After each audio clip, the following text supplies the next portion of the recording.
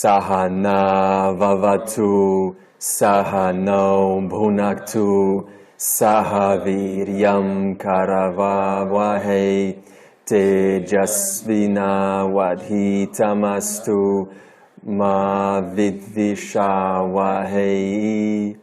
Om Shanti Shanti Shanti. Last week we discussed what is the nature of Atman. That means what's the nature of yourself, both in the indirect and in the direct descriptions. And we said that we're going to proceed with, if I am not the three bodies, then it stands to reason to ask, then what is this gross body, this sthula, that I am not? And that's the intention of today's session. All right, so we're going to do the three bodies. What is your physical body? Okay, so we're speaking now about your tangible physical body that we carry around with us, that's always present, longer than anything. Anything or anyone in life has not been more consistent and more present constantly than your own body. So since we carry this body with us constantly, then it's fair to at least take an hour and a half or so to inquire, what is this body made of and how is it made and what causes the body to be what it is. I'm going to start with a little metaphor. Think of a body as a car, right? And the driver is the intellect. So the car obviously needs to get from place A to place B. And it is commanded by the intellect.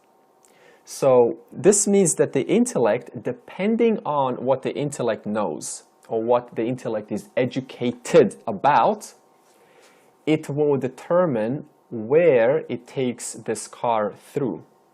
That means if the intellect is not so educated, that is, it is guided mostly by its emotions, its carnal drives, then the intellect will be at the command of the mind, right? So there's a point in life where maturity becomes from being guided by the emotions to being guided by the intellect, okay? That's the highest maturity of a human being. And not just any intellect, but intellect that is based on religious precepts, that is dharmic rules, dharmic laws, what is good and what is appropriate and what is inappropriate, that kind of intellect. Because an intellect can drive the car through a deal which is unfortunate to the other side, but it gains for itself because it's not educated. In other words, we're talking about competition. That is, I'm going to drive this car through a certain customer, and by engaging the intellect, then I'm going to get something from the customer unfairly. You know, it's unfair for them, but it's fair for me. This is why in the three stages of life, we first have dharma, and then artha, and then kama. So what this means is that the intellect has to first be educated by dharma, that is, what is appropriate and inappropriate. Unfortunately, or fortunately, or whichever way you want to see it, today the tendency, due to not educating the child with these religious precepts, with these laws, these dharmic rules, is what happens is the person jumps straight into kama. That is, how can I gain pleasure? How can I gain entertainment for myself? And artha. So artha and kama become first. And what happens is when artha and kama become first, then there's no guiding system, right? Dharma is not guiding it how to use its intellect, how to express its emotions, how to communicate. So what happens is this intellect ends up driving this car due to lack of dharmic principles through places which incur punya and papa karma. That means either good merit or demerit. And then the body, that is the vehicle, depending where you drive it through, goes through certain conditions. So that means if the vehicle goes through a pothole called a nightclub, intoxicated by certain chemicals, then it's as good as putting, let's say, inside your diesel engine, putting water, right? The engine's still going to function, but plus diesel, you mix it together. However, the capacity of its function is going to be halved. Or, depending on what the car is driven through, entirely depends on the condition that that car gets to enjoy, right? Which is called kama. So this means that kama naturally follows dharma. You see that? If I apply dharmic principles in life, kama is naturally going to follow. That means if I'm doing what is right, then I'm naturally going to feel good as a result. You know that experience, right? I naturally help or I give someone who is in desperate need, and naturally kama comes along. This is an organic way how to go through kama. The inorganic way how to go through kama is to say, I can, therefore I will. Right? I can't put this body, I can't drive this car through places which are going to give it stimulation or some kind of sensual pleasure, and therefore I will. That's the other side of it. And what this does, it then causes a lot of problems to the car, and it shortens its lifespan. The engine starts to break down, and then in the later years, it's very hard to contemplate. It's very hard to worship God. It's very hard to study. All because of what? Lack of dharma in the younger years. So this is one thing that we have to be careful of, is that in the younger years, it's very easy to kind of say, well, we're young, we can do whatever we want. But in the later years, all of that lack of dharmic or not following dharmic principles, all of that starts to collate little by little, and it just slows down the body, slows down the vehicle. So, speaking of this vehicle, we need to keep it healthy. That's the point. Depending on what's educated, what the intellect is guiding it through. So now let's speak about the vehicle that is your physical body. What it's made of and how it functions. Okay, we started with Sthula Shariram Kim. So what is the gross body? Okay, so we're going to start on a piece of paper. What is the gross body?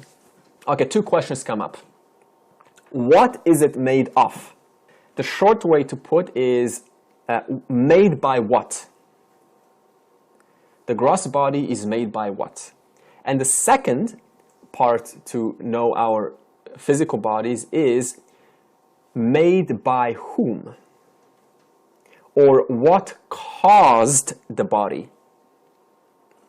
So these are two entirely different topics that we have to address. So the first is, out of what is the body made of? And the second is, what caused the body? Number one, put material cause. So made by what? Answer, material cause. The Sanskrit word, which you'll encounter as we study this by ourselves, is upa, U-P-A, long A, U-P long A, upadana. D long A and A, upadana karana. Upadana karana. And the second is made by whom? The answer is efficient cause. That starts with an E. Efficient. E-double-F-I-C. Efficient cause. So what is it made of? Material cause. What caused the body? Efficient cause. The Sanskrit term is nimitta. N-I-M-I-T-T-A. Nimitta karana. K long A, R-A-N with a dot underneath the N, A. So upadana karana and nimitta karana. Karana means what? Cause, yeah, because karana sharira. But I need to address this word efficient. Okay, we put the word efficient. Now, to understand efficient, we need to take two English words, Why? Because by comparing these two words, we'll get a clear idea what efficient means. So there is effect and affect. Okay? Effect starts with E. That means I effected something. So put number 1, effect, and 2, affect.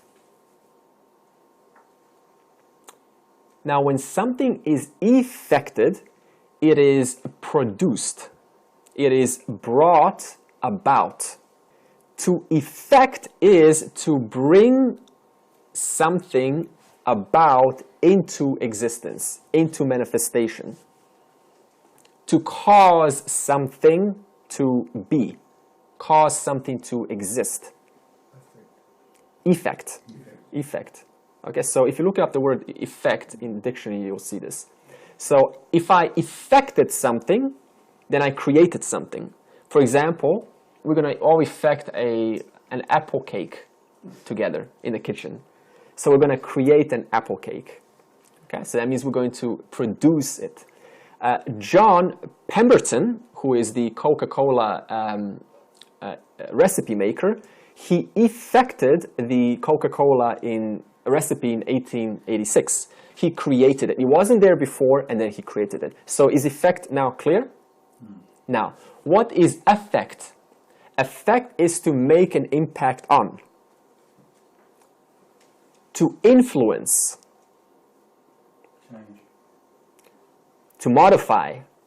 For example, CO2 affected the environment, while bacteria and trees affected the environment, or the atmosphere, at least the one that we breathe.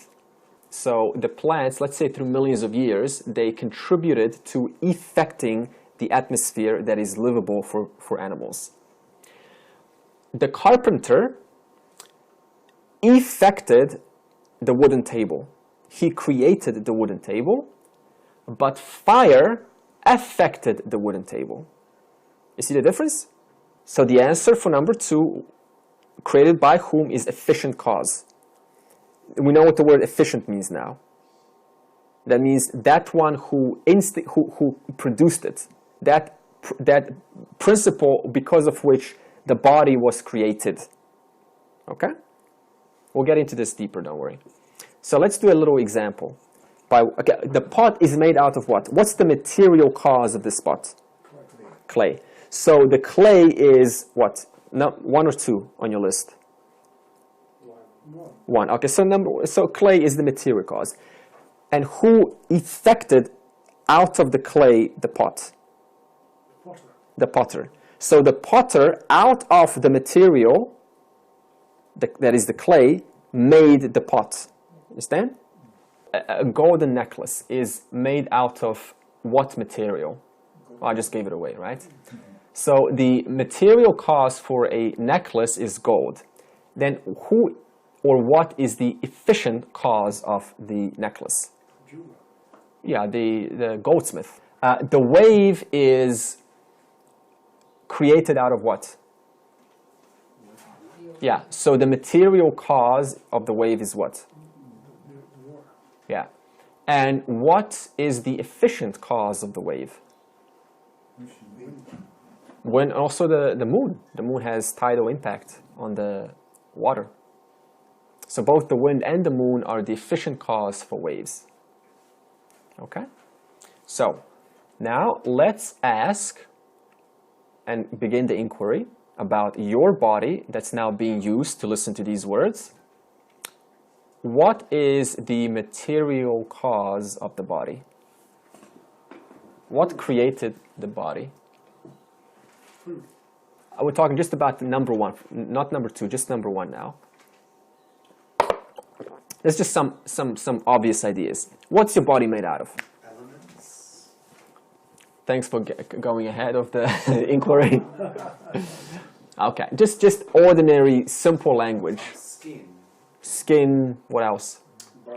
Bones, fascia, fat, muscle, amino acids, proteins. Anything else? Water. Hair, right? Okay, let's go a little bit smaller, like a little bit more advanced. What else is it made of? Cells. Cells, yep. We're talking about your body that you're carrying right now. Cells. Huh? Cells. Cells? Yep, cells. Space. Huh? Space. Okay, yep. We'll explain that. Water. Water? Okay. What is water made of? Molecules.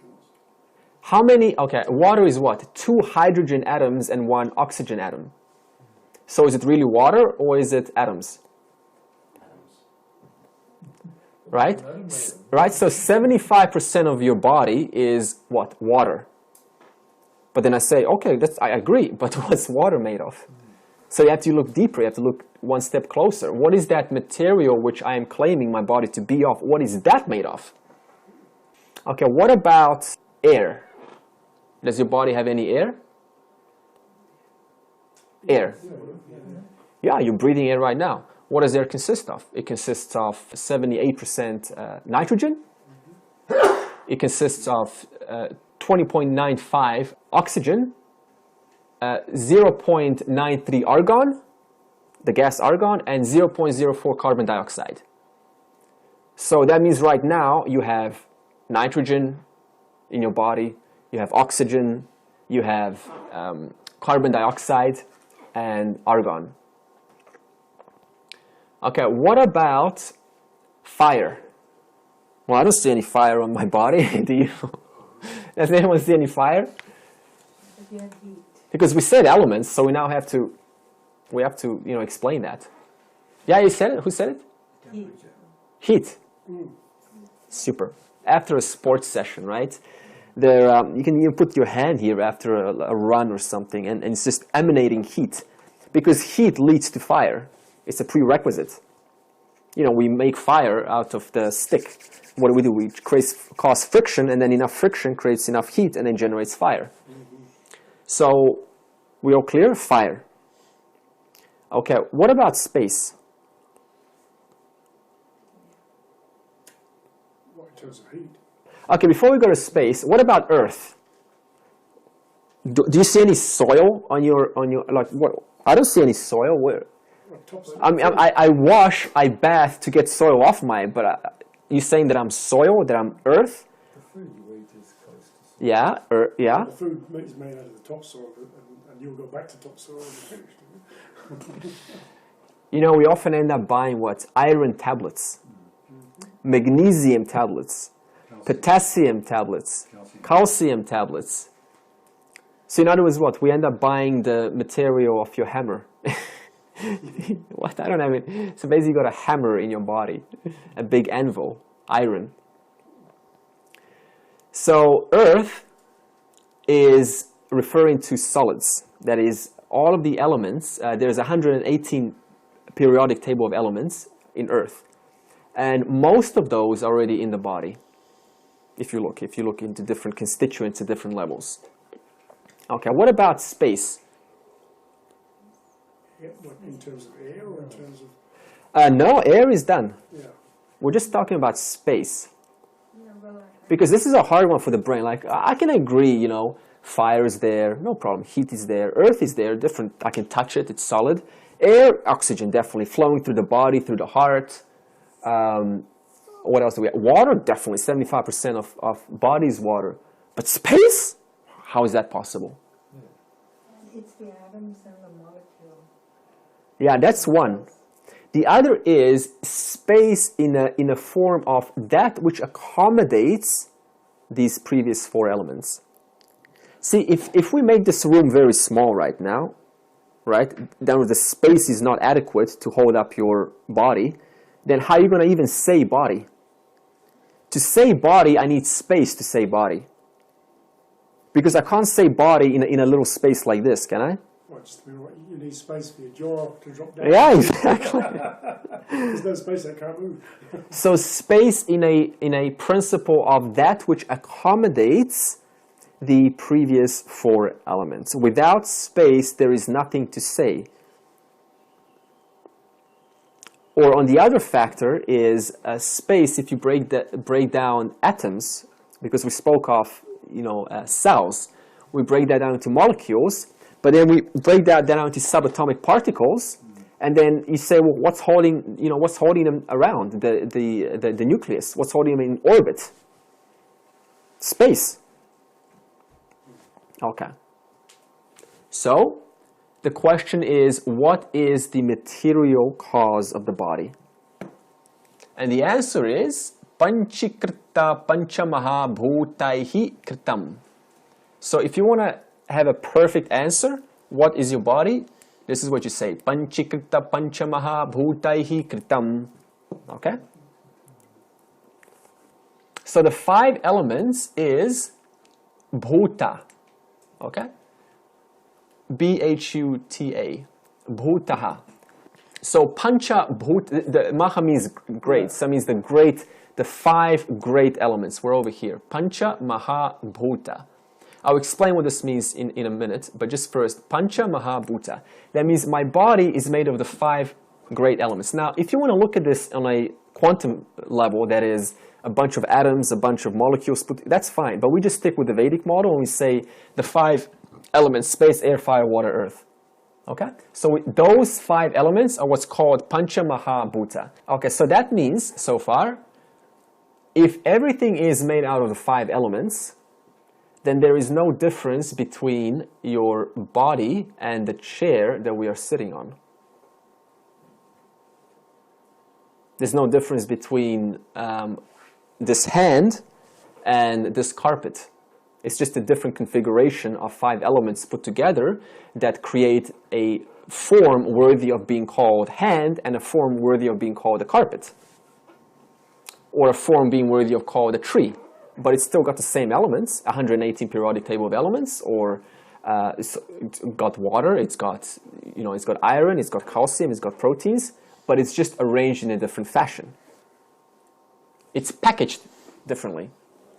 So that means the difference between your body and the pen that you're holding to write with is the packaging of the 5 elements, giving them a difference between what my body is and what a pen is. Now, we're asking this. So then what's the difference between a rock and a human body? That's certainly a combination, just like with anything, bottle, tree, even 2 birds, right? Even 2 birds are not or fingerprints, no 2 fingerprints are alike.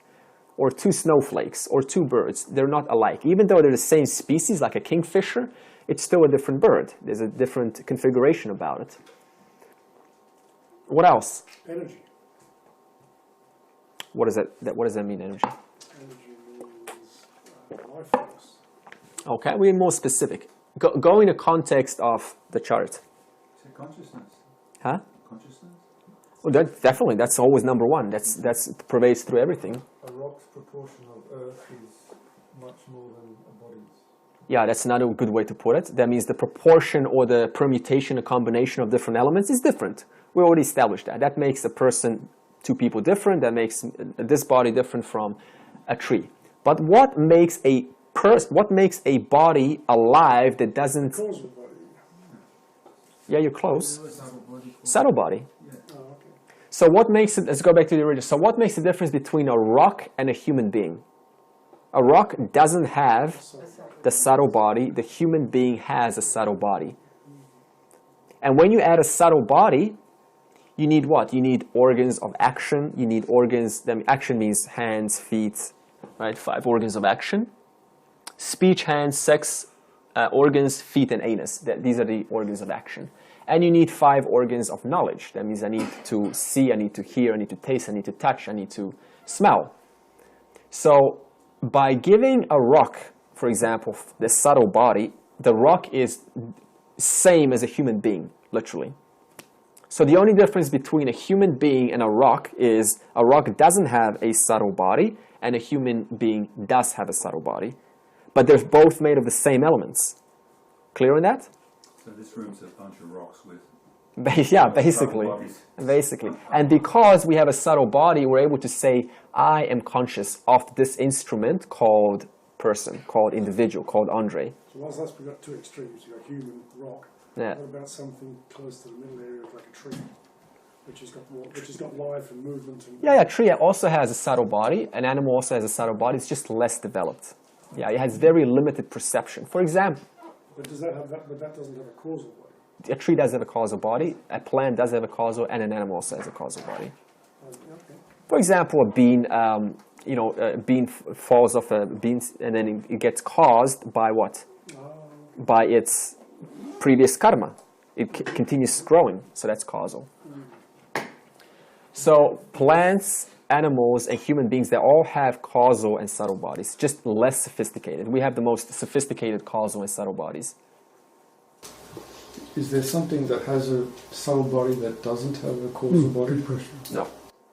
Subtle body and causal body always go hand in hand, because causal body gives birth to the subtle body, and subtle body has to give then birth to a physical body to express the physical body's contents of the subtle body and the causal body. Causal body is what? Tendencies. I have a tendency or habits to do something. And those habits need to be what? Grossified, need to be expressed in the world. And for that you need a body, a human body. So, just to broaden it out a bit, is this for made of those three bodies? Yeah. Okay, so we're part of Ishvara, and we have a particular combination of those three bodies. Yeah. In a particular format, a particular configuration. It's a configuration. Yeah. Yeah. Okay. Now you're stepping into the border of what's the cause of the body. Kind of keep this separate. Okay. Material, we're going to step into the cause now, okay? You see how we started to mix up? We need to stick with number one, material cause. We're just talking about 5 elements for now. So, nice hand, right? Oh, nice hand. We cut it, we go, ew, right? That's why they say beauty is skin deep. That's what our bodies is. It's just skin, organs put together, has a certain shape, color to it, smoothness, and then one little cut, and then instantly we see the truth of it. It's actually a very vulnerable instrument. So what does this mean? It means not to give so much importance or value to the physical body. We need to understand and see the physical body as nothing but an instrument to help us get us from place A to B according to 2 principles, our swadharma and knowledge of who we are. That's the only reason why a body is given to you. There's no other reason. Due to the fact of having free will, the person is able to violate this and then use and expose their body to places which induce kama, pleasure, which is why what we see in the world. We see, oh, I'm a teenager, I've got a car, and I can do whatever I want. This is, as I said from the beginning, a lack of education. So we need to understand and keep focused that this instrument, which we now said is nothing but 5 elements, is nothing but a purpose built for performing one's duty and recognizing one's nature. Anything outside that realm is already what? Ahamkara, trying to take ownership of its experience. What we have to know is if you follow dharma, that means principles of appropriate and inappropriate. And artha means wealth and security. That means we all need security, right? All of us. If security is guided by dharma, then kama will naturally come. That means a person is not supposed to be looking for pleasure. The pleasure is supposed to come automatically as a result of what? Performing my duties according to the principles of dharma. So we just need to straighten that configuration. Because if I don't, then I said the body's going to get old and it's going to get damaged and it's going to get withered away much faster than it should. And this compromises one's success of extended nididhyasana, that is assimilation of this knowledge. Because you need a healthy body in old age to think, right? Another example is we have crematoriums. Today, after some time, Mr. and Mrs. Smith goes and offers her husband's body to crematorium. You press one button, 4 hours later, here you go, Mrs. Smith, here's your husband, right? In a little bucket, ashes. So this is what our body is. It's literally ashes composed of 5 elements, just changing form. But it's still 5 elements. So when you see something like this, like really, when you see a sight like this, like how a body was not a body, it's a corpse, was lying, but next moment I see just ashes in my hand. It really gives one perspective of what the body is. So that's what our body is. It's just elements combined together, working together, infused with the subtle body. It's able to think of itself as self-conscious, and then because of its subtle body, it mistakes itself to be I. You see that? This is our confusion because of our subtle body. Okay. So the material cause of the body is what? Panchikrita panchamaha bhutaihi kritam. That means the material cause is nothing but 5 elements. No different than anything else in this universe. So is there any difference between this body and a cloud? Just the components would be different proportions. Everything is 5 elements. Between this body and a crow poop? Is there? No. Because what comes out of the body? The body. Excrement. Right, exactly. The food that was what? Building this body to build it up. And then what comes out of it is the remaining leftovers. So there's no difference between the poop and this body. I mean, literally, it's quite funny when we think about it, but you actually are just a piece of, you know what? If you think about it scientifically, right? Because it's the same 5 elements. Now, what is, okay, now number 2. So we're done with 5 elements, okay? Number 2, what is the cause of the body? Okay, what is the efficient cause of the body? Made by whom? Give me some ideas. Mum. Huh? Mum. Brahman? No, mum. Mother. Mum. Yeah, see, mom and think about it this way. Mom and dad only, the mom's egg and the dad's sperm, they only contribute. Okay, before we go there, what is mom made out of? Earth. Yeah. What's daddy made out of? Earth. So they only end up contributing elements in order to create the baby. But they're not the direct cause. They're not the direct efficient cause of the baby. Okay, more ideas? Intelligence. What kind of intelligence? I mean, specifics now. Ishvara. Yeah, okay, Ishvara, see, that's a very fair answer, but the thing is, but that gives it away. If I say Ishvara, that's definitely the cause of everything, no doubt. That's the cause and the animator of the whole entire universe. But I need specifics. Well, the baby is born and it's the Atma, it's Brahman, and we two are same DNA, so we're born of Brahman. Yeah, but that's Brahman. Everything's born of Brahman. So back to intelligence, intelligent laws. Intelligent laws is Ishvara. Okay. I need more specifics than that. I need to know what specifically caused your body to be what it is right now. What specifically caused you to be born in a certain family with a certain intellect, with a certain personality, with a certain brother, with a certain sister, in a certain place, speaking a certain language, being a male or a female. I need to know that exact cause that caused you to be your body to be exactly what it is right now. Past karma. Past karma. Super. And the answer is Sat Karma Janyam. So write this down. Sat Karma Janyam. The other name for this is Karma Phala. Sat Karma Janyam. The truth is the karma. What was that second one? Sat Karma Janyam. Sat Karma Phala. Fruits.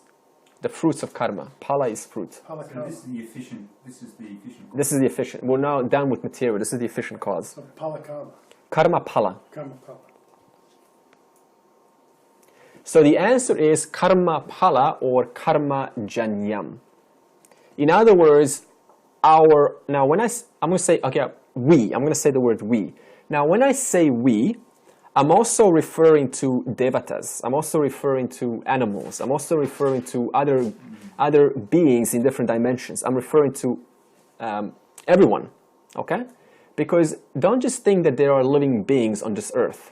It's an infinite universe, and to think that I'm just, we're just here, the only ones, that's just small thinking.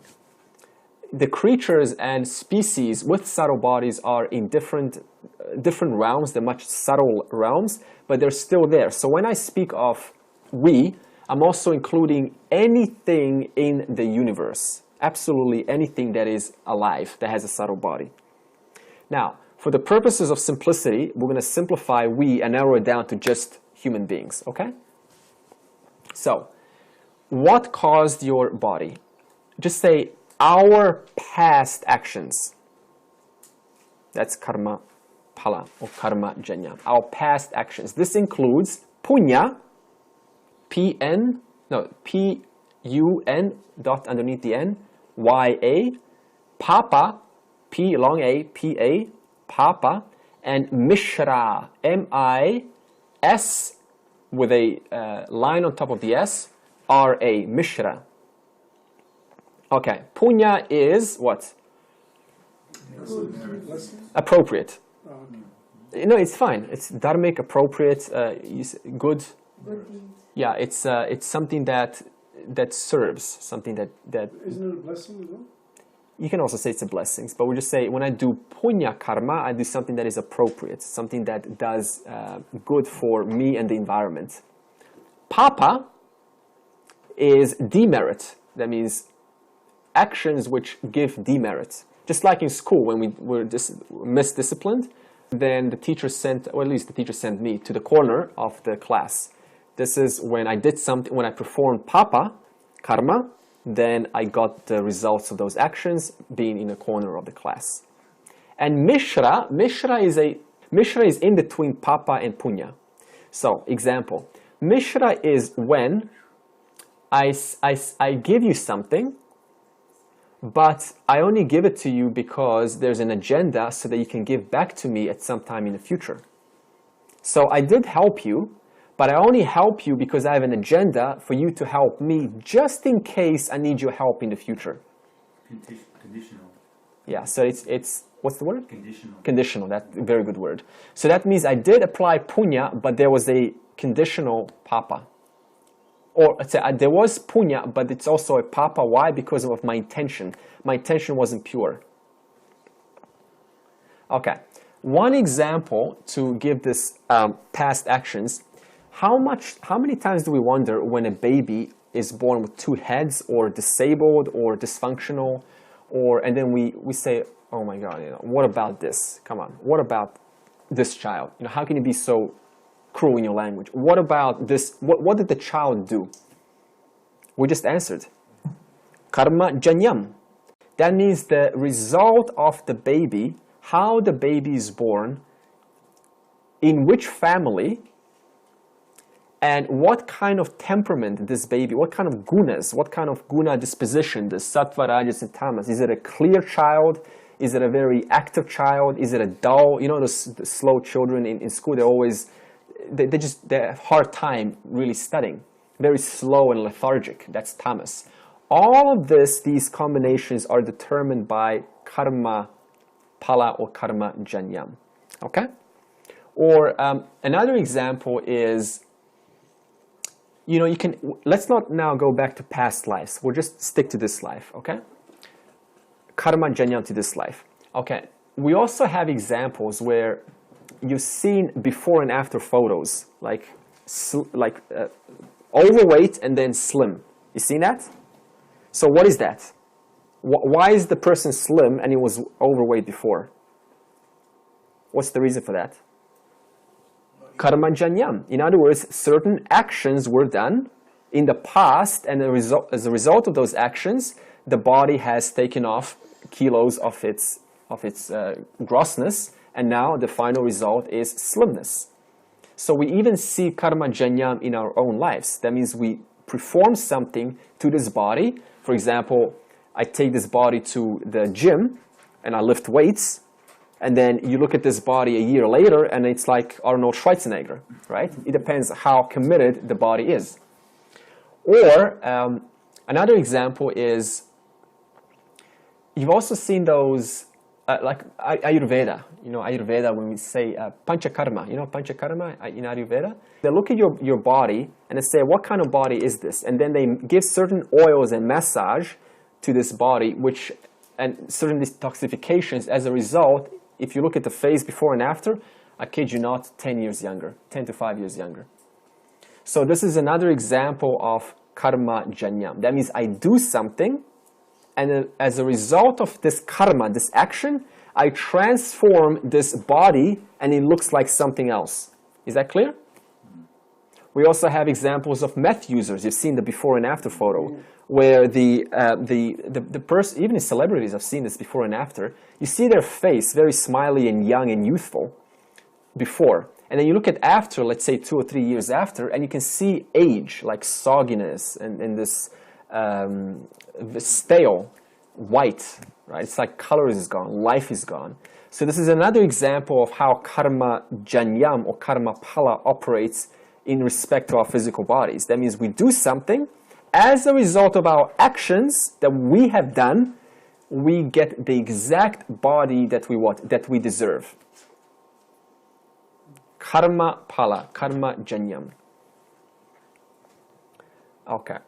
So the conclusion is each individual, including the one that you're carrying now, gets one's body according to past karma. Okay? Just another word for papa karma, and we used appropriate for punya karma. What's a single word for papa? Demerit. Demerit. Yeah. Merit and demerit. Punya is merit, demerit is papa. Okay, so that, right? So our body is fashioned out of our karmas. So what does that mean? The question is, do you like your body? Don't answer, but just think about it. Do you like the body that you're born with? If the answer is no, then what am I saying? I'm not taking ownership of karma janyam. I'm not willing to be responsible for the actions which I refuse to perform, whoever this I was in a past life. And now, I got a body that I don't like. It's my fault. So this is not about blaming, it's just about taking responsibility. Saying, the body that I got, with the characteristics that I've gotten, are a result of this karma pala, and this is because of the actions which were done in past lives. So how does that fit in with, let's say, a body is born as an autistic child, but it could be born in two completely opposite sets of circumstances. One could be a caring family with a society with good infrastructure and good support mechanisms and a good form of life. Yeah. Or it could have been some Eastern European orphanage where they're just treated like garbage. You know? So what's the question? Well, how does that same body, that same physical entity, arrive in two completely different situations? And because you were saying, do I like my body? Does the awareness or does the like you're talking about is obviously coming from the causal body. When prarabdha karma kicks in, right? When the child is born, did you notice that the child doesn't have much problems in early years? It's just playing, constantly just playing. The prarabdha karma of a child only starts to kick in years later, around 7, 8, or maybe 6, even earlier sometimes. And that's when they start to make their own decisions and then move from one place to the next. So they're still born in the original family. They're still born in the family that they deserve to be born in as a result of karma janyam. But when my own intellect, as a result of my maturity, starts to fructify, starts to develop, then I'm able to make decisions by myself and then move elsewhere to a different country. Is that what you're referring to?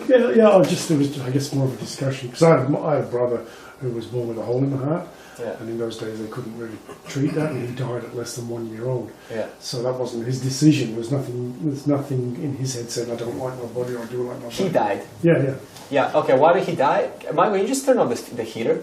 Why did he die? Because the prarabdha karma was exhausted. That means there is nothing more to do. The body has nothing more to accomplish. Everything the body was born for, it's done. And when it's done, that's when the person dies. So usually what happens is we see early accidents and we go, oh, how shame. We think, see, nothing, there's no accidents here. The reason, there's always an outside reason for how a person dies, no doubt. Accidents, cancer, disease. But the actual reason is because the prarabdha karma is finished. But that could be looked at too from the opposite direction, where the prarabdha karma that you're talking about could be from the family that has that child, the effect that has on the mother and the father and the other people around. Obviously, it changes their lives quite a bit too. It does, and yeah. That's their karma. That's their karma, exactly. Yeah, and so it's a sort of symbiosis. It's all, because every person has an influence, right? So if one person dies early, that means if a mother gives birth to a child and the child dies early, then you think the mother gave birth to that child for an accident? No, because she also has her karma to exhaust, and that is to realize what it's like to lose someone that she loves. Why? Because she was someone in the previous life who, didn't know what it's like to feel loss for someone. So then she had to, be born in a certain family with a certain husband to give birth to a certain child who would then die early so that the child can exhaust its karma, but also the child can help mom exhaust her karma. There's no accidents here. That's right. Okay, so you're talking about exhausting of karma and death. Yeah. Does that mean a resolution of those karmic actions? So if a child dies at age 5, whatever previous action supposedly has taken place, they're resolved upon that death. Yeah. And is not rebirth necessarily in the same form, but the continuation of their life in another time. Yeah. Is that residual? Are they going to retain something of that life, or is the slate cleaned? If you know what I mean. No, it's not clean. It's just clean for this life. Then the next life, a new chunk of sanchita karma gets taken, and a new prarabdha karma has to run its course. This only stops when one realizes that I am awareness. Right. There's no beginning to karma. That means every body here right now, every body that's here is why here? Because there was no beginning to the amount of rebirth it's had. This only stops when we go, I am awareness, and there's no doubt about it. Even the jnanis, why are jnanis here? Because they also didn't do the work in the previous life. They didn't realize who I am. You see? So we cannot get away from karma, because karma, every time I do something, I generate new actions which I have to then address. So that means the only way to free myself away from this is by recognizing I'm not the instrument which keeps doing these actions. I'm not this body, I'm not this mind. Because that's what does the action. So from that person, or that, then there is no rebirth. For that person, there's no rebirth. Is that Because correct? And there's no death either. For And that there's no one. death. Yeah. So it's The body died, but I didn't die. that is moksha. That's moksha. Yeah. So we're engaging in papa actions all day. Even punya, Shankara says very nice. Shankara says even punya karma is also papa. Just think about just being born on earth. Huh? How much garbage does each person create in one lifetime? A big mountain of garbage, and also a huge cave of coal for the electricity that I use up for my own entertainment. So just being born alone in itself, you could say, is papa karma. Because there's no way, I can't help it. I need to use resources from the earth. Now you times that by 7 billion, 8 billion today, I don't know how earth still manages. Right? So the best thing you can do, there was a quote here. Ramana says the best gift you can give to the world is self-realization. Now on the surface it looks like, yeah, that's a nice quote, but what's the intention behind it? Because of what I just said, the birth is no longer, therefore I don't need to contribute to this population problem. Right? Okay, let's move on. That's a very profound realization. So am I a woman? Am I a man? Am I a beetle? Am I a bird? Am I a tiger? Am I a rabbit? It depends.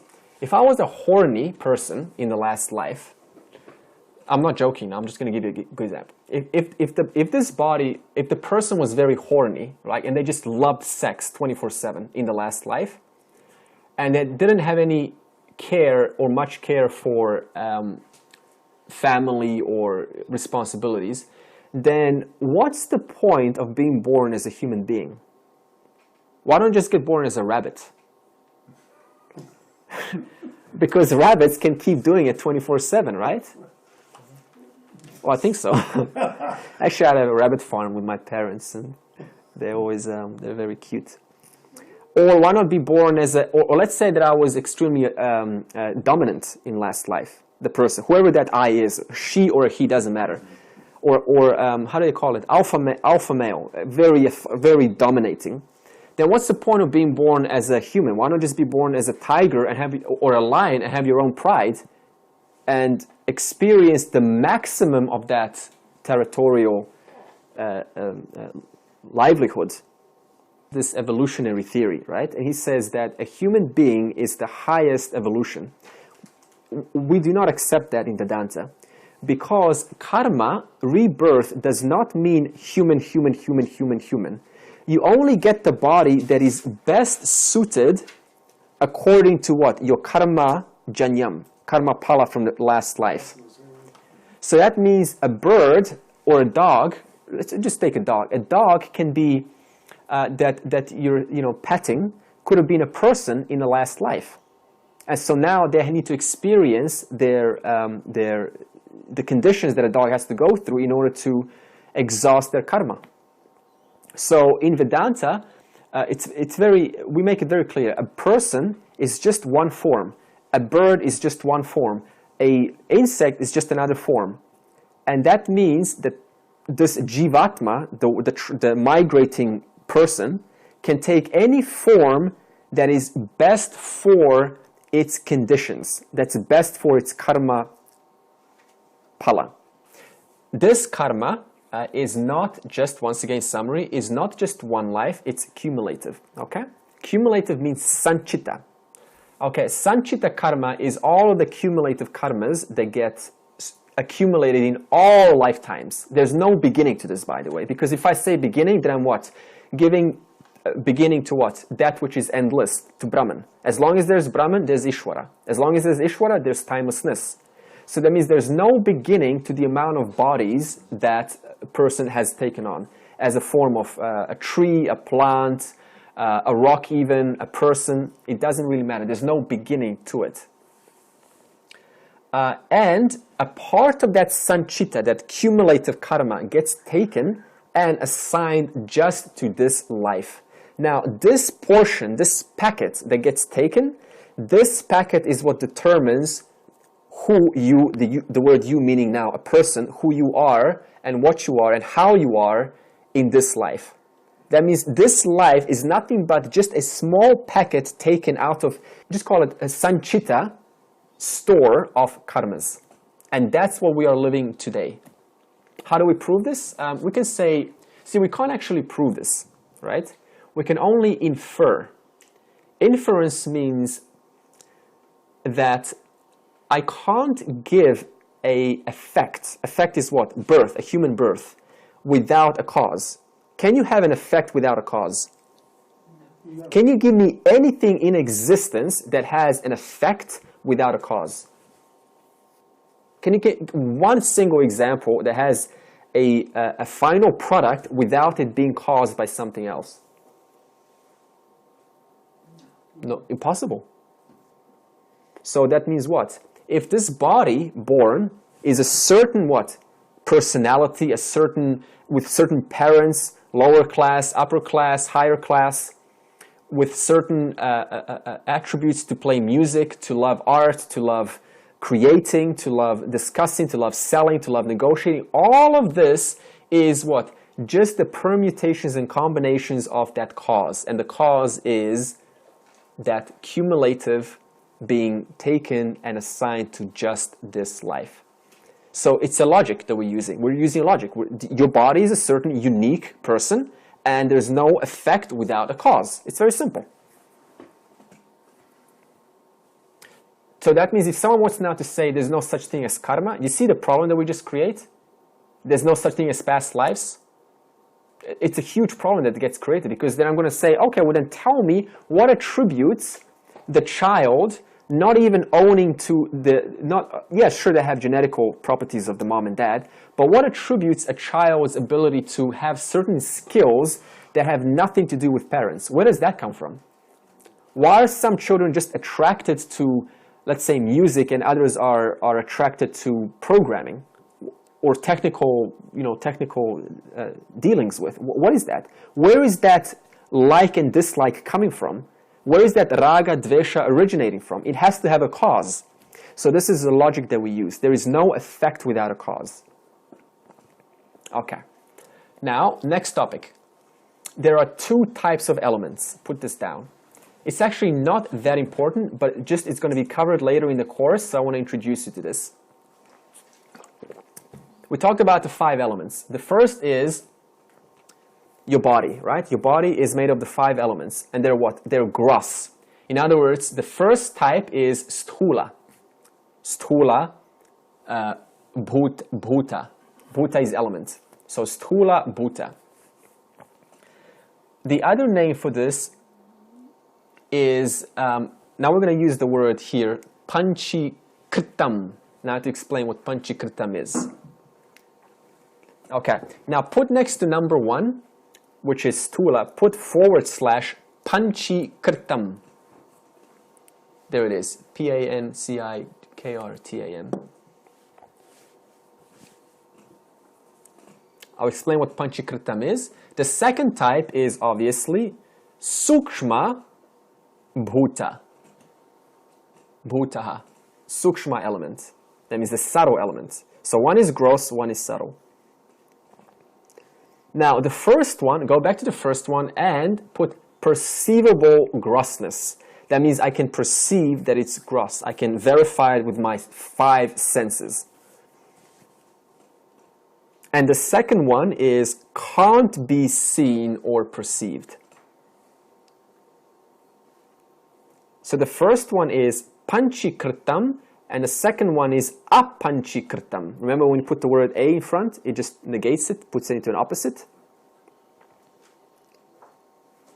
Okay, now, the reason I'm bringing this topic up is because your mind, for example, can you grasp your thought? Can you grasp your memory? I know what you're going to say. You're going to say, yeah, I can see a memory in my mind, right? But are you seeing the effect or the cause? You're seeing the effect. You can't see the cause. If I punch this bag with my hand, I can see both the cause and the effect. That's why it's perceivable. But I cannot see the cause of memory. That's why it's sukshma. It's subtle. Okay? Now, there is a process where the subtle gets converted into the gross. Okay? There's a process. This process, which converts the subtle into the gross, is called panchikarana. This is going to come up in the course. Panchi, P-A-N-C-I, karana, K-A-R-A-N-A. The N has a dot underneath, karana. Okay, let's explain panchi. You got it? Okay, what is panchikarana? Panchikarana is the process where the subtle elements, that is category number 2, get converted into gross elements, that is category number 1. For example, vapor is what? It's subtle, isn't it? Now, vapor converts into what? Through condensation? Water. So that means water is more gross now. Now, that process that turned vapor into water, that we call panchikarana. And then water, through another process, turns into ice. Okay, so the point is there's a subtle to gross observation even in this world. We can say also that the 5 subtle elements were prior to these 5 gross elements. Okay? Now these subtle elements are called tanmatras. T-A-N, tanmatras. T-A-N-M-A-T-R-A-S. Tras. So this is underneath number 2. That which can't be seen or perceived. So now we have 3 words. We have sukshma, we have apanchikritam, and we have tanmatras. Okay. Now this topic is going to come up in the course in a couple of sessions, so I'm just priming you now. Because this panchikarana is a rather complicated process, and you don't actually have to know it, but it's interesting. It gets the mind, really thinking. Okay. Okay. Now, what is sthula shariram? Okay, so we've now done the first line, okay? So where are we? The question is, where are we? We have now answered what is sthula sharira. Sthula sharira is made of the 5 great elements through the process of panchikarana, where the subtle transfers into the gross, and the efficient cause of these 5 elements, that is your body, is karma janyam, that is past actions. That's what we just answered. Clear? Okay, simplify it again. What is the gross body? Gross body is 5 elements, and its efficient cause is previous karmas. Simple. What is sthula sharira? Sthula sharira is ayatanam. Ayatanam. Ayatanam. Ayatanam. What is ayatanam? Your home. Your address.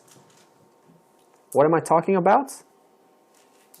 Your body is your home, your address. If I want to find you, where do I go? Where else? I go to your home, right? I go to your body, I say hello. Okay, so that means we're all like gypsies, right? We're all carrying our homes with us. One Atman is carrying how many now? 7.5 billion homes. Each home is what? A result of a material made out of 5 elements and a result of karma janyam. But one Atma, and that Atma is you. So this is just one more body that I is carrying. That means I am carrying your body, I am carrying your body, I'm carrying everyone's body. I'm speaking as Atman. Okay, so this home is what we carry around from A to B, right? That's what you do. Go from one place to another. And in this home, we have bhoga. Bhoga is experience. B-H-O-G-A. Bhoga. In this home, we bhoga or experience sukha dukkha. We experience what? We experience joys and sorrows. Isn't that true? Where else do we experience joys? Do I experience my joys in your home or in my house? It's my house, therefore, if my house is dirty, then I'm going to feel extremely stressed. If my house is clean, we'll say, if your house is clean, then how do you feel? Super, top of the world, happy. But let's say that somebody comes into your house, that somebody's called alcohol, and messes things up. Then how do we feel? What's the bhoga of that? Hangover. Yeah, hangover, just sluggish. I don't know what else they experience. I have no idea. But just slow and dirty and polluted. And I don't want an experience that makes me not want to be in my own house. A clean house given to me by the grace of God. And I've only taken it to create a bhoga experience, not to want to be in it. It's quite a paradox, right? Okay. So this home is where we experience our sukha and dukkha, and it depends how clean or dirty the home is that determines how much quantity of sukha to dukkha there is. Okay, very simple. Okay. Next statement, so sukha dukkha di bhoga yattanam shariram. So that means the gross body is our home, where we experience all of our joys and sorrows. Every experience is happening in our own home, given to us. constructed by the 5 elements in the form of karmajanyam. So, next. Asti jayate vartate viparinamate apakshiyate vinashyati. Okay. Vikaravad means modification. Okay, vikaravad. So now I'm gonna, before writing this down, I'm gonna say this. Your body, your home, goes through 6 modifications. So now you can say body vikaravad, body modifications, body vikaravad, and then put each one of these down. Asti, jayate, vartate, viparinamate, apakshiyate, vinashyati, because we're going to talk about them. Now we're going to speak about what these 6 modifications are that every body, physical gross body, sthula sharira, goes through. Can you see, while you're writing this down, a acorn tree inside a seed?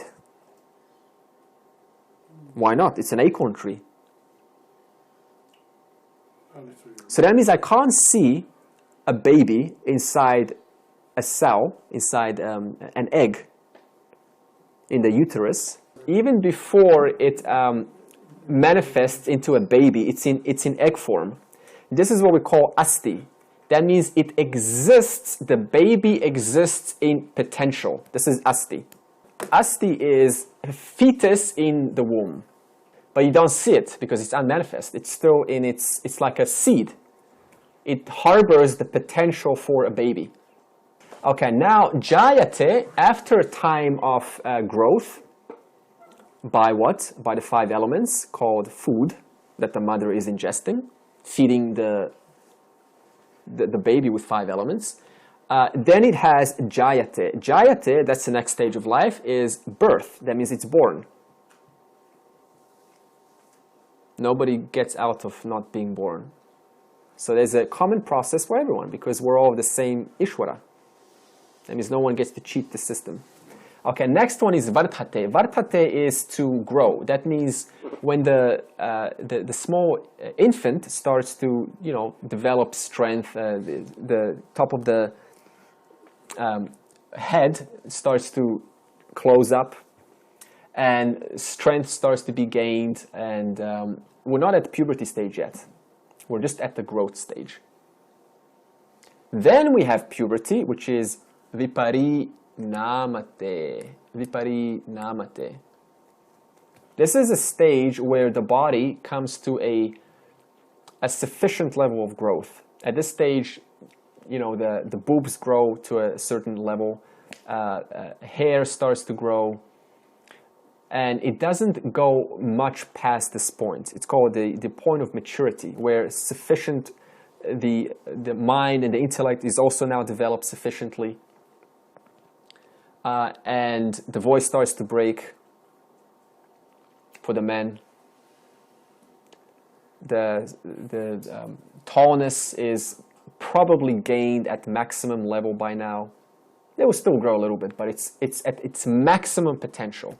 That's viparinamate. Now, apakshiyate, hopefully you don't want to get to apakshiyate while not having been exposed to Vedanta, because apakshiyate is when this instrument starts to age and decay. Yeah. So that means after, I think it's about 39 or 40, 50. To make you feel good, 60, 70. Okay, 50, we'll say 40. After 40, there are certain functions and chemicals like dopamine. Let's say that if you live to 120, you would probably have no dopamine left. That will be very hard to get happy because all the dopamine has been exhausted. Dopamine. So this is a stage where I go, oh my God, I have a back. Because when a back hurts, I actually realize I have a back. Oh, I have a knee because my knee starts to hurt. The joints start to hurt. Everything before I was fine, doing sports, playing soccer, going left and right, no problem. And then suddenly pain starts to come. This is that stage where we're now very close to the last stage, vinashyati, which is when the body goes back to whence it came from, the 5 elements, earth. Hopefully, you've realized the nature of the self by the stage vinashyati. If not, then you'll go through the 6 stages or 6 modifications all over again. Who wants to do that? Right, getting teeth drilled, being bullied all over again, right? Having to find a job, being worried, depending on food, having addictions, dealing with mental problems, making friends. Okay, let's summarize. 4 major points of the gross body. First one, material cause. Second, efficient cause. Third, it is your home. And fourth, it goes through 6 modifications. So, question, what is the function of the body? Now, having heard these 4 summary points. To store, to Process Swadharma. Yes, super. I missed what you said. Process Swadharma. Yeah, I was going to say that. Okay, good. I was going to say yeah. to sort of store the subtle body as a... Good. It envelops. What does it mean to envelop? That which contains your 3 bodies. You see, for the causal body, which is just a bunch of tendencies, raga, dvesha, likes and dislikes, it has to then express itself in a form of thoughts. Isn't that true? We get a desire. Now, where did the desire come from? It came from somewhere, the causal body. And that desire ends up creating a thought, entertaining that desire, and then what does the desire end up doing? It causes the body to move, the physical body, that which envelops, as you said, to move in a direction to fulfill that desire. So the body is there. It is my home to work out my swadharma and to realize who I am. In the context of Vedanta. In the context of world, my body is there to, enjoy myself. Get rich, get married, drink a lot, make tons of children, add to the population problem, and everything else. By the way, I'm not saying, now the question comes up is, should I have kids or not, right? I did not say anything about that, did I? It's got nothing to do with that. What happens if the only way to exhaust your karma is to make a child? It has to be done, one way or another. If I don't, because I've been told in the spiritual circle, no, children are a waste of time, then I'm actually violating my swadharma. That means I'm not moving on. I'm escaping what I meant to do. I've been thinking about buying a new car, and I know it's wrong. I know it's wrong to spend $30,000 on something I really like, but I keep on coming back to it. And I'm going, well, how can I get out of this? How can I get out of this? Maybe to buy the thing and get it over and done with. Yeah. That's one way. Yeah, that's one way. Yeah? There's another way. Save yourself $30,000. That's how I did my exhaustion. You buy buying a car. Yeah. Yeah. And then you just kind of lose interest. You just lose interest. And then you go, Then you want $50,000. Otherwise, you just end up fighting with your mind. Yeah. Should I? It just causes disturbance. Yeah. So there's different. It's up to you, right? But just do it in a way that doesn't hurt other people. Right. Yeah. Okay. What's the function of the body? To be your home. The experiences that the individual has to go through is shaped by 5 elements. That means if I am born with a certain deformation, right, I have to go through the experience of this home being deformed, other than how nature has intended. These reformations or deformations or retardations are a result of these 5 elements being put together. Why? In order to carry my home in a manner consistent with what I deserve from my actions in my previous life. So you should be happy with the body that you have. Because not to be happy is to avoid responsibility in this life. That's the subtle message. If I say I'm not happy with my body right now, I'm actually saying I'm not willing to take responsibility for my actions in this life.